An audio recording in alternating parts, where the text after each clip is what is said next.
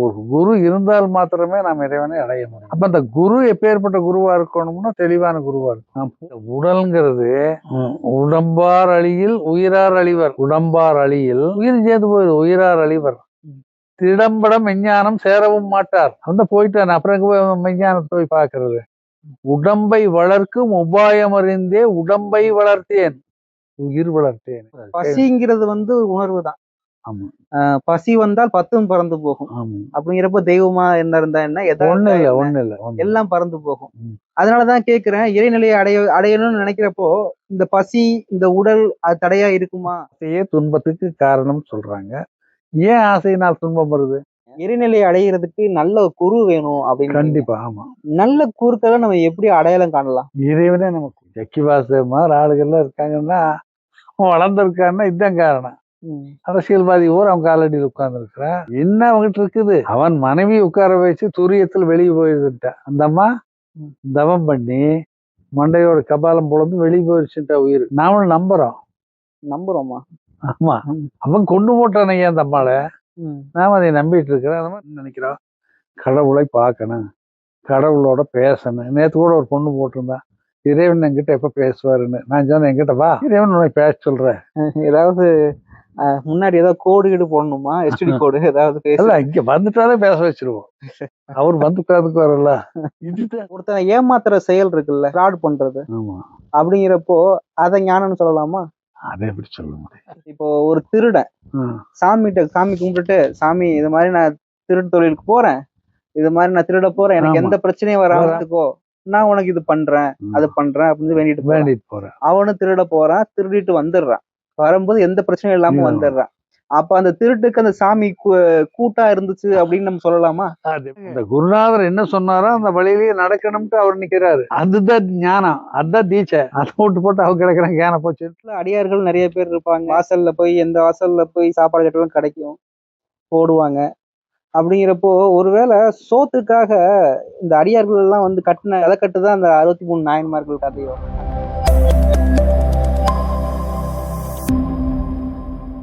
சாமி வணக்கம். சிவாய நம. வணக்கம். எப்படி இருக்கீங்க சாமி?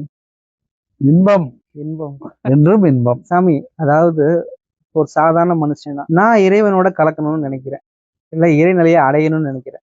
அப்போ நான் என்னென்ன நடைமுறைகளை கையாளணும், எந்தெந்த விதிமுறைகளை பின்பற்றணும், ஒரு நல்ல இறைநிலையை நான் எனக்குள்ள வரணும்னா நான் என்ன பண்ணணும்?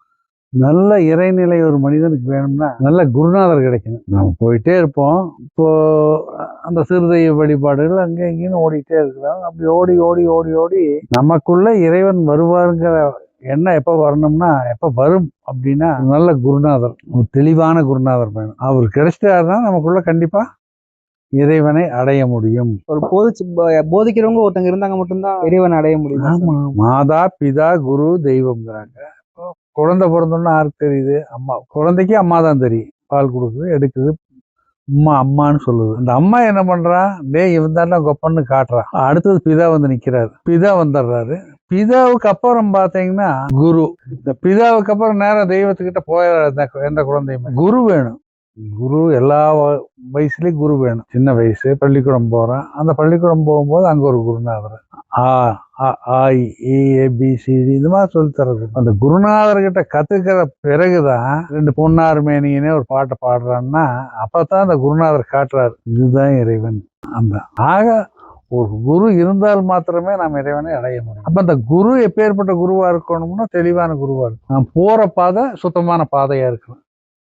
குரு வருவார். அப்போ ஆன்மீகத்துல ஒரு நிலையை அடையணும்னா கண்டிப்பா ஒரு குரு தேவை. அப்போ இறைநிலையை அடையிறதுக்கு இந்த உடம்பு தடையா இருக்குமா?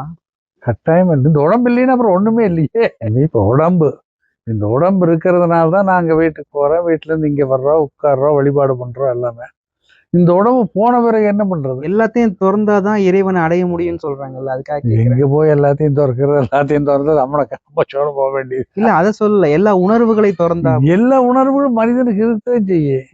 ஏன்னா எல்லா உணர்வு மனிதனா இருக்க வரைக்கும் நம்ம அதைத்தானே சொல்ல வரோம். ஒவ்வொன்னா விட்டுட்டு வரணும். தெளிவு குருவின் திருமேனி காண்டால், தெளிவு குருவின் திருநாமம் கேட்டால், தெளிவு குருவின் திரு வார்த்தை கேட்டால், தெளிவு குரு சிந்தித்தல் தானே.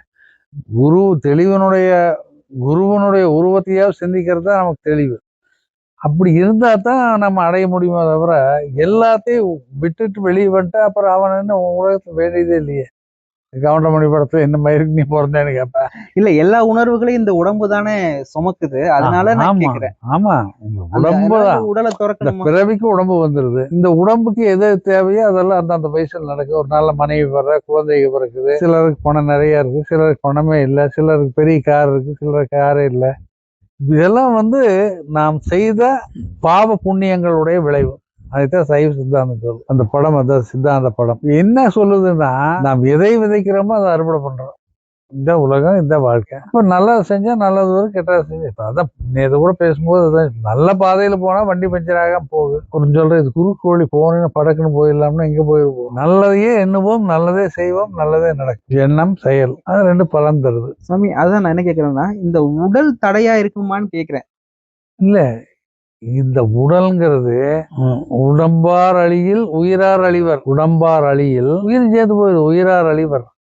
திடம்படம் மெஞ்ஞானம் சேரவும் மாட்டார். போயிட்டான், அப்புறம் மெஞ்ஞானத்தை போய் பார்க்கறது. உடம்பை வளர்க்கும் உபாயம் அறிந்தே உடம்பை வளர்த்தேன், உயிர் வளர்த்தேன். உள்ளத்துல ஒரு உள்பொருள் கண்டதுனால இந்த உடம்பை வளர்க்குறாங்க, அது உயிர் வளருது.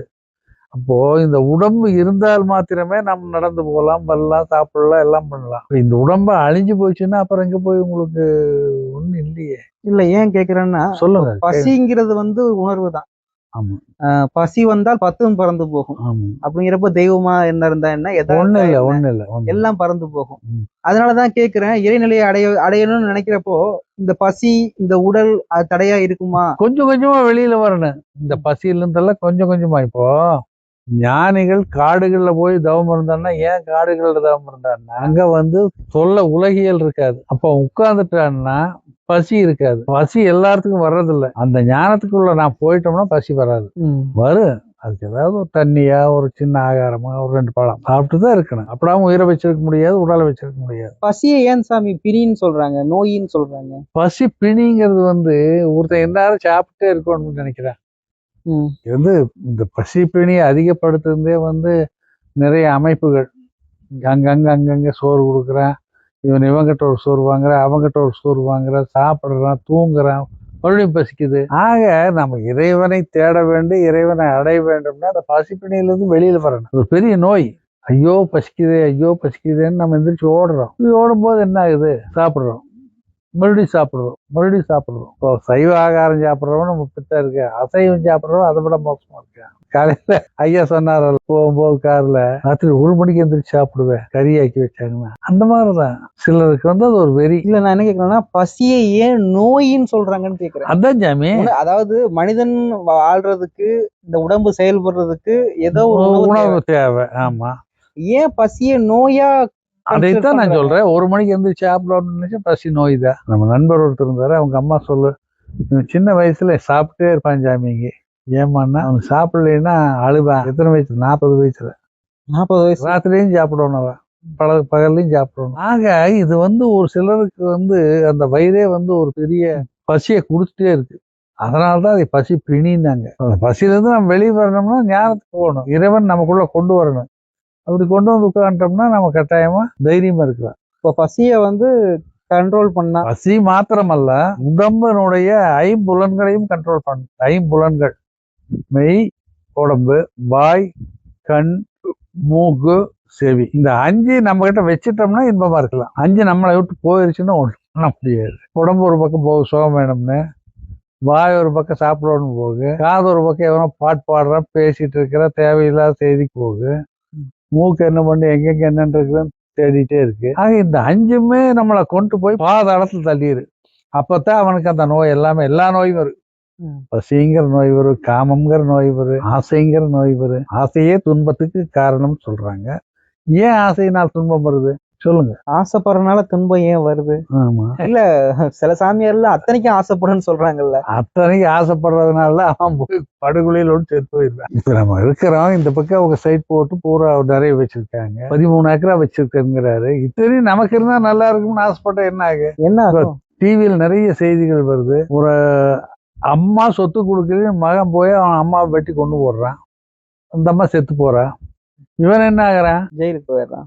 அந்த சொத்தை யார் அனுபவிக்கிறாங்க? இந்த துன்பம்ங்கிறது ஆசையினால வர்றதுதான். ரோட்ல ஒரு அம்மா போகுதுன்னா இதை பார்த்தா அம்மான்னு நினைச்சோம்னா அம்மா, அதையே வேற மாதிரி நினைச்சா ஆசை. ஆசை. சரி சாமி, நீங்க ஆரம்பத்துல ஒண்ணு சொன்னீங்க, இறைநிலை அடைகிறதுக்கு நல்ல குரு வேணும் அப்படின்னு. கண்டிப்பா. ஆமா.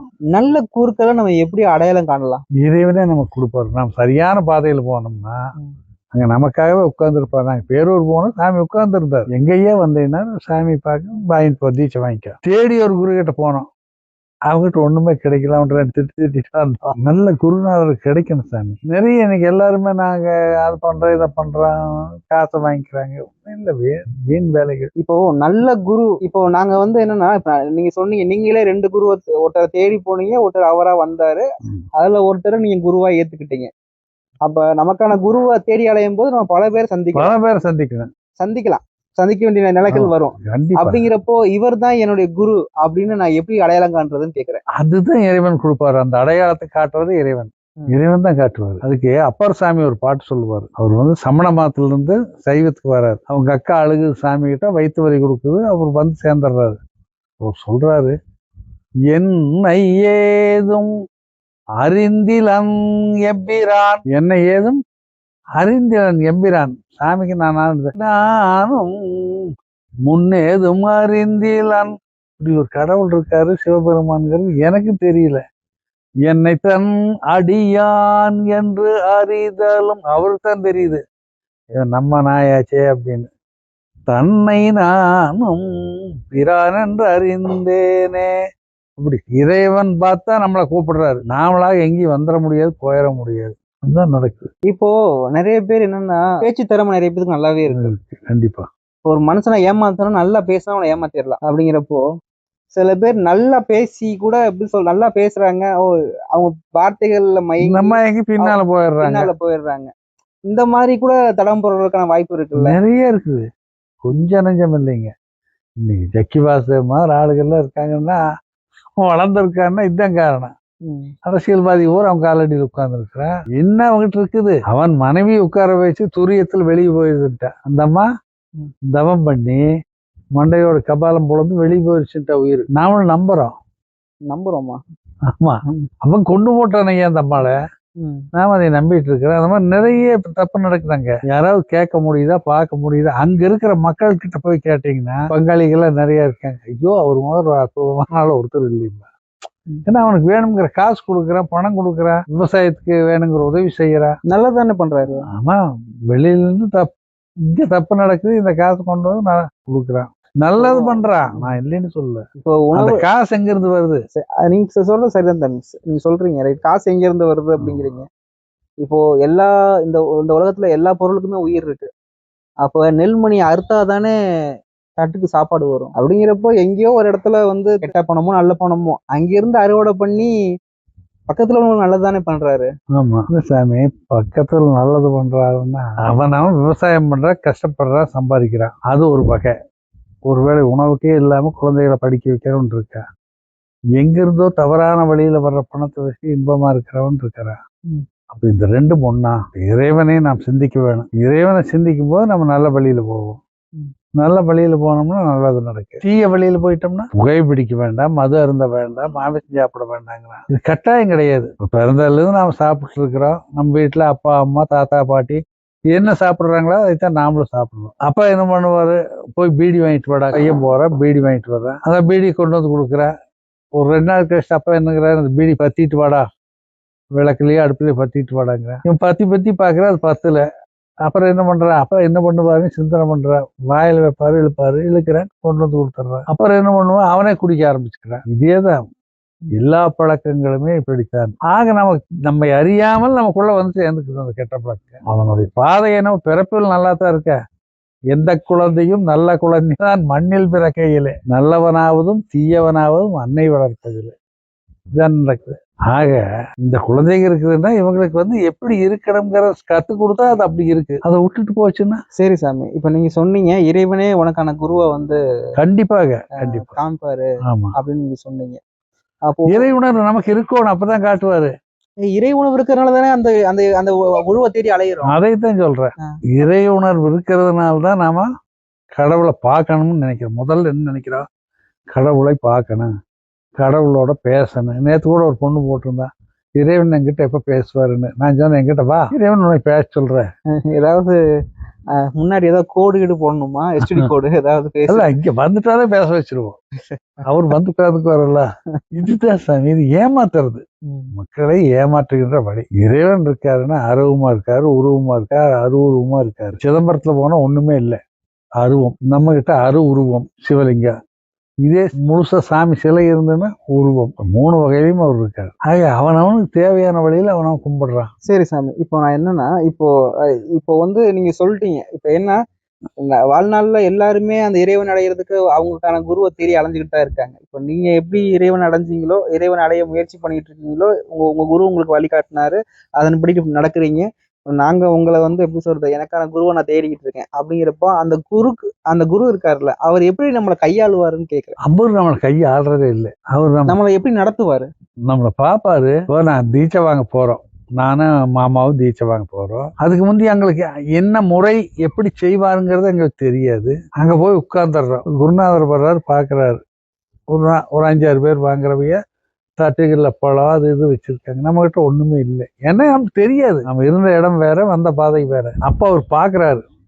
பார்த்துட்டு, டே வாத்தியார் இங்க வா, அவங்ககிட்ட 2 தட்டத்தை வை. நமக்கு என்ன தேவைங்கிறத உணர்ற அளவு குருநாதர் இருக்கிறோமே தவிர, அவன் எந்திரிச்சு போய் தட்டுற 2 பழமெல்லாம் வாங்கிட்டு வர சொல்ற அப்படின்னு சொன்னா இது குருநாதர் அல்ல, அழகு இல்லை. அப்படி அவராக நமக்கு என்ன தேவை, குருவை தேடுறவங்க அந்த குருவுக்கே தெரியும். ஆமா, நமக்கு என்ன தேவைன்னு. ஆமா, கண்டிப்பா கண்டிப்பா. அத வந்து அவர் தான் நல்ல குரு.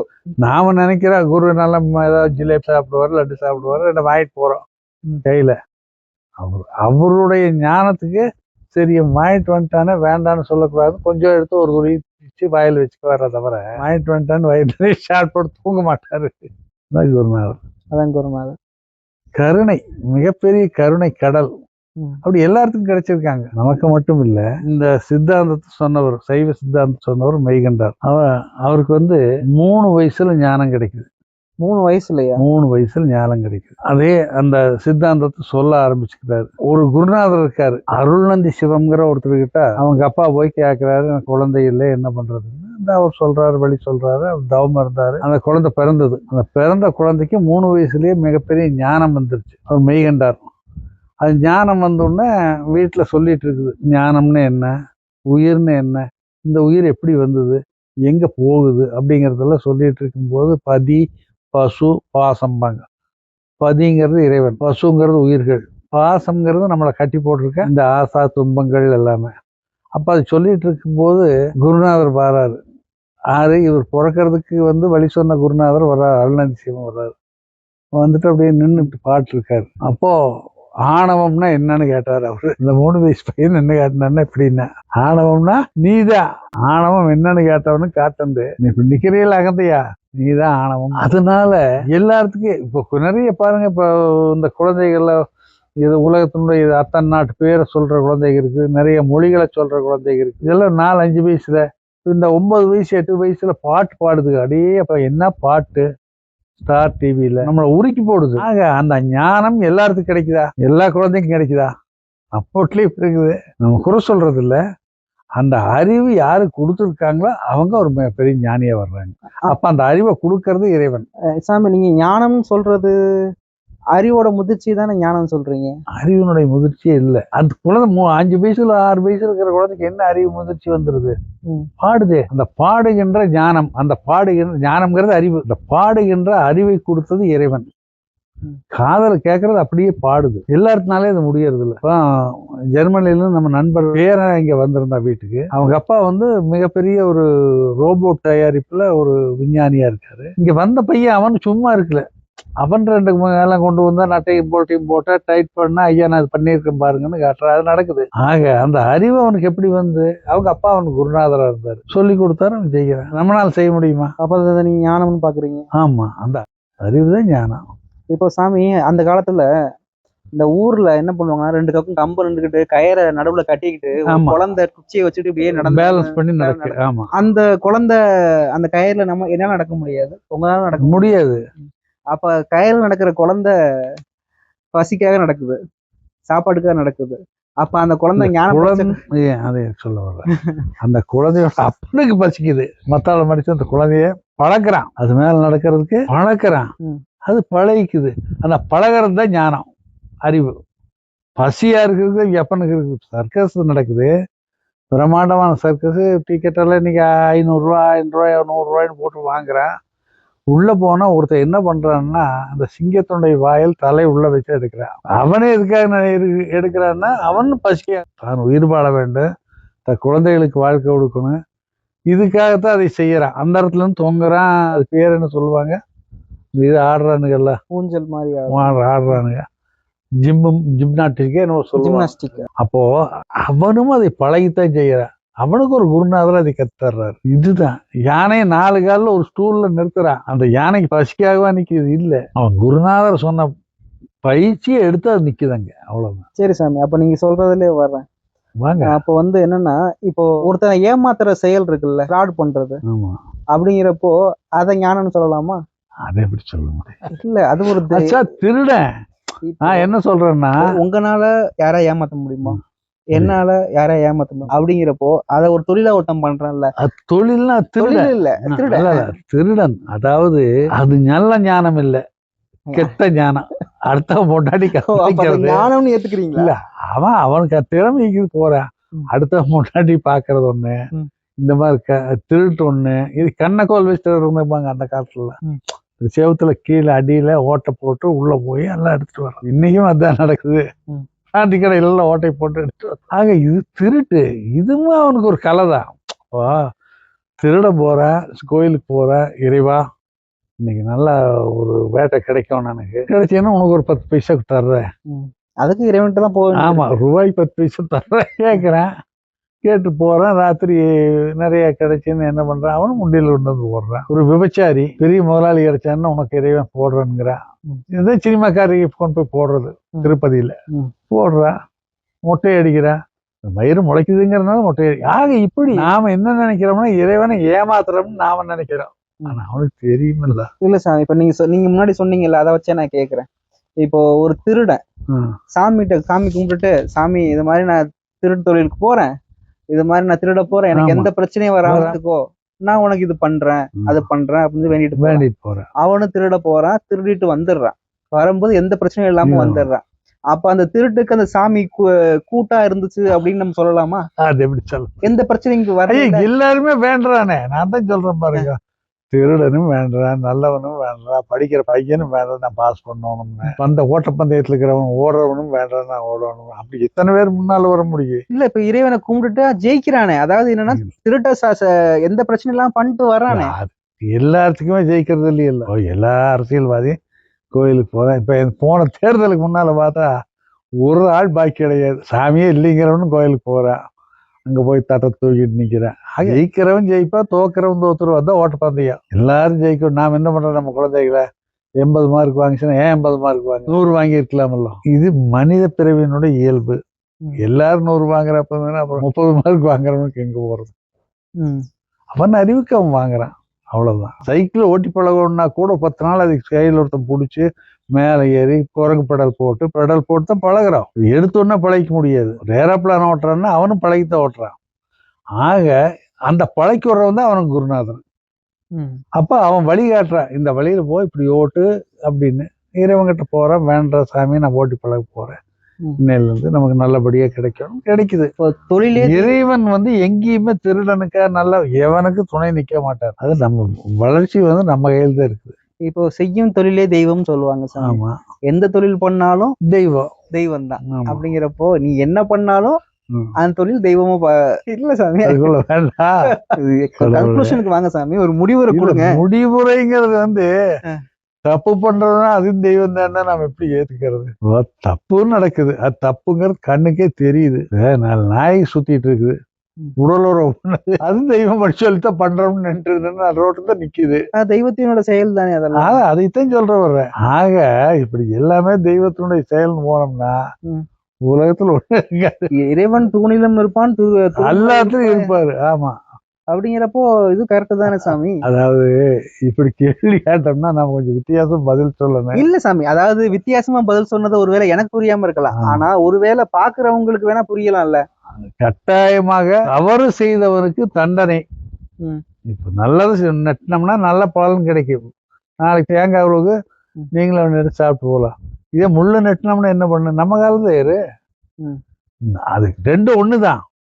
ரெண்டுமே நிலத்துக்கு கீழ் நடவு செய்யறோம், மேல வளர்ந்து வருது. நல்லது நல்லதை கொடுக்குது, கெட்டது கெட்டதை கொடுக்குது, இவ்வளவுதான். அந்த முள் செடி ஒரு நேரத்துல விறகா மாறிடுது இல்ல சாமி? விறகா மாறுதுன்னா அது தப்பு. அந்த முள்ளு செடிக்கே ஞானம் கொடுத்தார் உமாபதி சிவாச்சாரியார். இந்த சைவ சித்தாந்தத்துல பாத்தீங்கன்னா அந்த முள்ளி செடி பெருசா இருந்துச்சு. என்னடா நீ தீட்சை கொடுக்க, என்னடா ஞானம் கொடுக்குறேன்னு கேட்டப்போ அது மேல இவர் கொண்டு தேர்த்த தொழிச்சு அந்த மந்திரம் சொன்னாரு, அதுக்கு ஞானம் கிடைச்சது. ஆகவே அப்ப ஞானத்தை எந்த நிலையில அடையலாம். சரியா தப்போ? கண்டிப்பா அது ஞானத்தை அடையிறதுக்கு நல்ல வழி நாம சொல்றோம். நம்ம எந்த நிலையில இப்போ, அதாவது என்னன்னா, நான் கப்பல்ல போயிட்டு நான் கப்பல்ல இருக்கேன், நான் கடல்ல தான் நான் பயணம் பண்ணிட்டு இருக்கேன், நீங்க தரையில இருக்கீங்க, நீங்க பைக்ல தான் பயணம் பண்ணிட்டு இருக்கீங்கன்னா, அப்ப எந்தெந்த இடத்துல இருந்து எதை அடைய முடியும் அப்படிங்கிறது எல்லாத்துக்கும் இறைவன் ஒண்ணுதான். நமக்கு அப்ப குருநாதர் என்ன சொன்னாரு? விளக்கு பிடிச்சிட்டு வாடான்னாரு. வீட்டுக்கு போறாரு, பள்ளிக்கூடம் முடிஞ்சு. இவனும் பின்னாலேயே போற.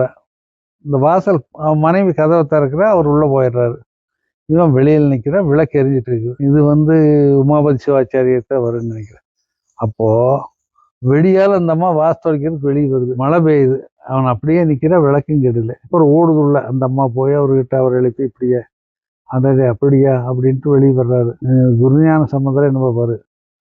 இந்த குருநாதர் என்ன சொன்னாரோ அந்த வழியிலேயே நடக்கணும்ட்டு அவர் நிக்கிறாரு. அதுதான் ஞானம், அதுதான் தீட்சை. அதை விட்டு போட்டு அவங்க கிடக்குறாங்க ஞான போச்சு மறந்துட்டு போயிட்டாரு. அதாவது ஆமா, அதே போயிட்டாரு. அவர் திரும்பி வர வரைக்கும் இவர் நிக்கிறாரு. ஞானம் அதான் அறிவு. இது முட்டாள்தனம் இல்லையா சாமி? இல்ல, அதாவது என்னன்னா அப்படி இல்ல சாமி. முட்டாள்தனம்னு சொல்றது இந்த காலத்துல. அந்த காலத்துல ஞானம்ங்கிறது வேற, இப்ப இருக்கிற ஞானம்ங்கிறது வேற. இந்த செயலை நீங்க எப்படி ஞானம்னு சொல்றீங்க? ஒரு அறிவு என்ன சொல்லுது? குரு என்ன சொன்னாரோ அது செய்யறோம், அதான் அவங்க அறிவு. நம்ம குரு என்ன சொல்றாரோ அதுக்கு நேர மாதிரி செய்வா, அதுதான் நம்ம அறிவு. அதனால சரியான வழியில போனா இறைவனை அடையலாம் கட்டாயமா. சரியில்லாத வழியில போனா இறைவன் பேச மாட்டார் நம்ம கிட்ட நேரா. ஒரு குருவாவே இருந்தாலுமே குருங்கிறது ஒரு வழிகாட்டி தானே? ஆமா, வழிகாட்டி தான். அப்போ வழிகாட்டி வழிகாட்டுவார். ஆனா இறைவனை அடையுங்கிற எண்ணம் இருந்தா தானே குருவே கிடைக்கிறாரு. ஆனா அதை அடைய வேண்டியது என்னாலதான் அடைய முடியும். ஆமா, குரு வழிகா காட்டுவாரு. ஆமா, அப்படிங்கிறப்போ இந்த இது என்னன்னா, குரு எப்படி இந்த செயலை சொல்றேன், அதாவது நீங்க விளக்கு கொடுத்த செயலை சொல்றேன் நான் இது முட்டாள்தனமா தான் பாக்கணுமே. நம்ம அறிவு அவ்வளவுதான் வேலை செய்யுது. அதுதான் கேக்குறேன். அதான் நம்ம அறிவு எவ்வளவு. ஆமா, முட்டாள மட்டும்தான் சிந்திப்பேன். அப்ப ஒருவேளை முட்டாள சிந்திக்கும் போது நான் என்னன்னா சரி எது அப்படின்னு தெரிஞ்சுக்கணும்ல. அப்படி இல்லையே. அதாவது ஞானம்ங்கிறது என்னன்னா, ஒரு அந்த சாமி என்ன சொல்றாரோ அது படி நடக்கிறது ஞானம். நமக்கு அது அவனுக்கு அது ஞானமாப்பட்டு நமக்கு அது முட்டாள்தனமா படுது. தப்பு இல்ல. நம்ம அறிவு கெட்டு நாம் செய்யறோம், அவ அறிவு கெட்டு அவ செய்யறேன். 63 நாயன்மாரை பத்தி நேற்று சிந்திச்சுட்டு இருந்தோம். அந்த 63 நாயன்மார்கள் எப்படி வந்தாங்க, அவங்க என்ன செஞ்சாங்க, அதனால நிக்கிறாங்க. நம்ம அப்படி செய்ய முடியல, நிக்கல. மாறா சாமி வர்றாரு, அவங்க வீட்டுல ஒண்ணுமே இல்லை, சோத்துக்கு இல்லாத வீட்டுக்கு வராரு. ராத்திரி நேரத்துல சாமி வந்தோம்னா இவனுக்கு ஏதோ ஒரு சிவனடியார் வராரு நம்ம வீட்டுக்கு, எப்பவுமே சோறு போடுறாரு. சரின்ட்டு நெத்தியில் திருநீர் வச்சிருக்காரு, கோமண கட்டி வராரு. பார்த்தோம்னா இவனுக்கு ரொம்ப மனசுக்குள்ள பாடா போச்சு. ஏன்னா இவங்க வீட்லயே சோத்துக்கு இல்லை, ஒண்ணுமே இல்லை, கஷ்டப்படுறாங்க. இவர் வந்துட்டாரு, இவருக்கு ஏதோ ஒண்ணு பண்ணணுமே. இவன் யாரு வந்தாலும் இல்லைன்னு சொல்ல மாட்டாங்களா, அவங்க வீட்டுல சோறு கொடுப்பாங்களா. ஆனா எல்லாம் முடிஞ்சு போச்சு, கடன் வாங்கியாச்சு, எல்லாம் கடன் வாங்கியாச்சு. உனக்கு ஒண்ணுமே இல்லை. ராத்திரி 2 பேர் புதுசா முன்னாடி சோறு எல்லாம் படுத்திருக்கிற நேரத்துல அவர் வர்றாரு. ஐயா படுங்க சாமின்ட்டு திண்ணரை கூப்பிட்டு வந்து அவரை உட்கார வச்சு போட்டு உள்ள போறான். ஏம்மா என்னம்மா இப்படி சாமி பண்ணிட்டாரு, ஒருத்தர் ஏதோ ஒரு அடியார் சாமின்னு சொல்லு வந்துட்டாரு, என்ன பண்றதுன்னு அவன் யோசனை பண்ணிட்டு, ஐயா இன்னைக்கு மழை பெஞ்சிருக்கு, நம்ம தோட்டத்துல கொஞ்சம் நெல் இருந்ததை கொண்டு போய் விதைச்சிருக்கோம், நீ போனீங்கன்னா அதை எடுத்து வந்துடலாம். இவர் கூட தூக்கிட்டு போறாரு. ஏன்னா மழையில அந்த விதைச்ச நெல் பூரா முதங்கிட்டு இருக்குது.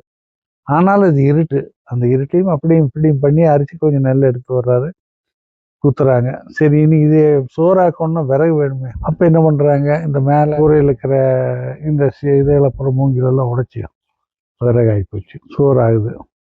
குழம்பு வேணுமே அப்படின்னு கேட்குறாங்க. அவர் என்ன பண்றாரு, இந்த ஐயா போறாரு அந்த தோட்டத்துக்குள்ள, மலையில் வீட்டுக்கு பின்னால கீரை நிறைய இருக்கு, இது அதுங்க விளக்கு கிடையாது, அந்த காலம் லைட் கிடையாது, பேட்டரி கிடையாது. போனார் கையை வச்சு அப்படியே எல்லாம் அரிச்சிட்டு வர்றாரு.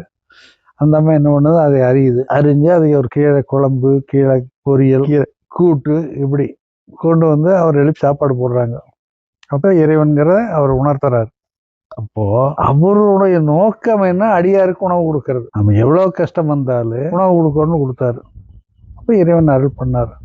அதுக்கு ஒரு பாட்டு சொல்லுவாங்க, கொண்டு வந்து மனைபுகுந்து குலாவு பாதம் விளக்கியே மண்டு காதலின் ஆதானத்துடை வைத்து அர்ச்சனை செய்தபின் உண்டினாலு விதத்திலாறு அமுது செய்ய அளித்துறார். அந்த உண்டி எப்படின்னா சாப்பாடு, அது பொரியல் கொடுத்தாங்க பாரு, கீரை பொரியலா பண்ணா, கீரை கூட்டா பண்ணா, கீரை குழம்பு பண்ணா, இப்படி 4-5 வகையா கொடுத்தாங்க. உண்டினாலு விதத்திலாறு சுவைத்திறத்தின்னு ஒப்பில்லா அண்டர் நாயகர் கொண்ட இச்சையில் அமுது செய்ய அளித்துள்ளார். தேவன் மேல் இருந்த ஆசையில இவருக்கு அமுது கொடுத்தாங்க அப்படிங்கிறது. அப்போ அவருக்கு நம்பிக்கை இருந்ததுனால தான் அதை செஞ்சாரே தவிர, நம்பிக்கை இல்லாத ஆளா இருந்தா கேட்டு நைவ கடை நேரத்துக்கு நாங்களே சோறுலாம் படுத்துருக்கோம், சோறு அப்படின்ட்டுருவேன். இதுதான் சாதாரண மனிதனுக்கும் ஞானமுள்ளவனுக்குள்ள வித்தியாசம். அதனால அவர் நாயன்மார் ஆனாரு, நாம சாதாரண மனிதனா இருக்கிறோம்.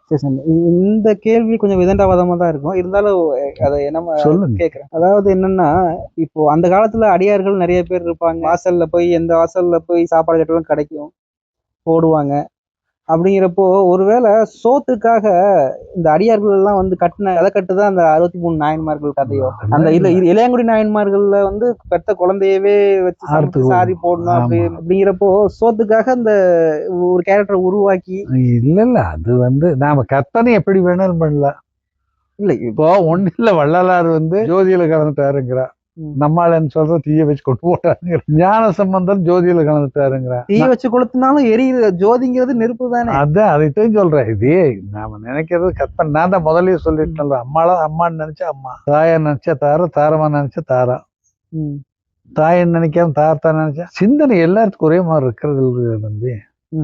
ஒருத்தரும் ஒன்னு விரும்பி சாப்பிடுறா. கல்யாண வீட்டுல போனோம்னா இப்ப எல்லாம் இதை நான் ஏன் திரும்ப கேக்குறேன்னா சாமி, இப்போ நாயன்மார் இவர் இருக்காரு பண்ற அந்த கண்ணப்பனும் உணவு பன்றி கறியில மாமிச உணவு படைக்கிறாரு. இளையங்குடி நாயன்மார் என்ன பண்றாரு, பெத்த குழந்தைய அறுத்து வெட்டி கொடுக்குறாரு உணவு. அது ஒரு உணவு, இது ஒரு உணவு. இப்ப நீங்க ஒரு கதை சொன்னீங்க, ஒரு நாயன்மாரை பத்தி கதை சொன்னீங்க, அவரும் ஒரு உணவு.